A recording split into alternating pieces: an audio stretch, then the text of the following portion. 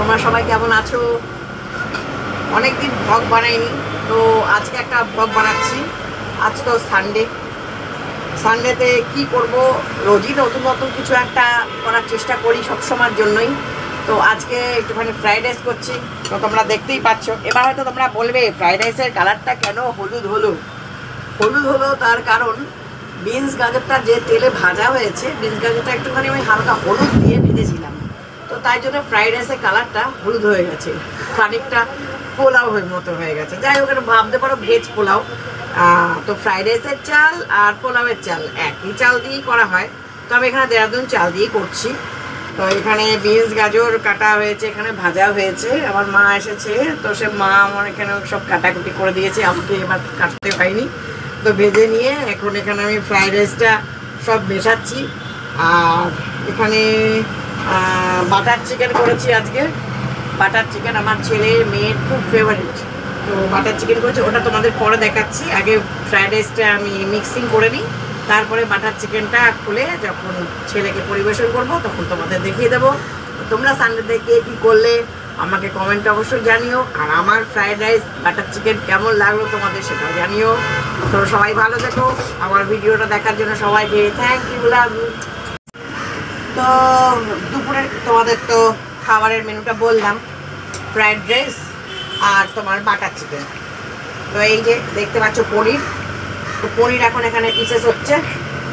পনির pieces হচ্ছে কেন না, পনিরের পাকোড়া হবে, এটা হবে ইভিনিং স্ন্যাক। কেন, আমার ছেলের খুব প্রিয়। তো আমার মেয়ে এখন বাড়িতে নেই, সে আসবে রাতে, তো ডিউটি থেকে যখন রাতে আসবে তাকে আবার পাকোড়াটা তখন মানে সেই মুহূর্তটা ভেজে টেজে দেবো, আর আমরা ইভিনিংয়ে খেয়ে নেবো। তো আজকে রোববারটা কিন্তু হেভি জাম্পেস করে আমি বানাচ্ছি। তোমরা কি করছো তো দেখিও কেমন। পনির পাকোড়াটা যখন করবো তোমাদেরকে অবশ্যই দেখাবো। তো এখন আমি পনিরটা প্রিপারেশন করি। এখানে দেখো বেসনের একটা ময়াম করা হয়েছে, এখানে পনির টুকরো হচ্ছে, একটু বড় মাপের করা হচ্ছে কারণ পাকোড়াটা বেশ বড় বড় খেতে ভালো লাগে। তো তোমাদের কার কার পনির পাকোড়া ভালো লাগে খেতে আমাকে একটু জানিও। এ দেখো বাটার চিকেন হয়ে গেছে, এই বাটার চিকেন দিচ্ছি। যা হচ্ছে না পুরো বাটারময় গন্ধ, সেই গন্ধটা তো তোমাদের আমি ঠোকাতে পারছি না, সরি তার জন্যে। আমি তো নিজে পাচ্ছি, এত খিদে পেয়ে যাচ্ছে যে কি বলবো। এবার দেখো এর ওপর একটু ফ্রেশ ক্রিম দিয়ে দেবো। বাটার চিকেনে ফ্রেশ ক্রিম তো দিতে হয়, দারুণ লাগে। আর আমার ছেলে ফ্রেশ ক্রিম খেতে খুব ভালোবাসে, তার জন্য ওকে একটু বেশি দিচ্ছি পরিমাণে। একটু পেঁয়াজ দিয়েছি স্যালাড হিসাবে, অত বেশি পেঁয়াজ খায় না।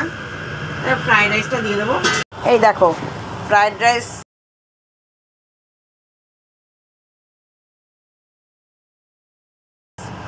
রেডি। ছেলেকে এবার দিতে যাচ্ছি লাঞ্চ। তো কেমন লাগলো আমার এই লাঞ্চ মেনুটা জানিও। আমি কিন্তু পাকোড়াটা তোমাদের সঙ্গে একটু পরে শেয়ার করব, কেমন। আগে লাঞ্চটা খেয়ে নিই, দেন পাকোড়া। এই স্পুন দিয়ে দিলাম, ঘি দেওয়া আছে এর মধ্যে, আর ঘি দিচ্ছি না। আমার মা খাচ্ছে, এই দেখো এই যে খাচ্ছে, খাওয়ার মানে অর্ধেক শেষ, এবার আমি খেতে বসেছি। তো ফ্রেন্ডস দেখছো, এই যে আমি তোমাদেরকে বলেছিলাম পনির পাকোড়া ইভিনিংয়ে ভেজে দেখাবো তোমাদের সঙ্গে, এটা শেয়ার করতে চলে এলাম। এই যে পনিরের পাকোড়া হচ্ছে, এই যে স্লাইস করে কেটে রেখে দিয়েছিল আমার ছেলে। তো আমাকে কাটতে দিল না, আমি দুটো টুকরো হয়তো কেটেছি, তারপরে আমার ছেলে বললো আমি কাটবো মা, তো কেটে দিল পিস করে, সুন্দর করে পিসগুলো করেছে। আর এগুলোকে আমি এই বেসনের গোলায় চুবিয়ে ভাজছি, তারপরে উঠিয়ে দেখাচ্ছি তোমাদেরকে। এই দেখো 4টে পাকোড়া আপাতত রেডি হয়ে গেল। প্রচণ্ড গরম, আমি তাই তোমাদেরকে ভেঙে আর দেখাতে পারছি না, ওই ছেলেকে দেবো, গরম গরম খাবে। তো ফ্রেন্ডস, আমার এই ব্লগ তোমাদের কেমন লাগলো সবাই কিন্তু অবশ্যই কমেন্ট করো, লাইক শেয়ার করতে কিন্তু ভুলো না। আমাকে প্রচুর তোমরা সাপোর্ট দিও। তো তোমরা সবাই ভালো থেকো, গুড বাই, গুড নাইট।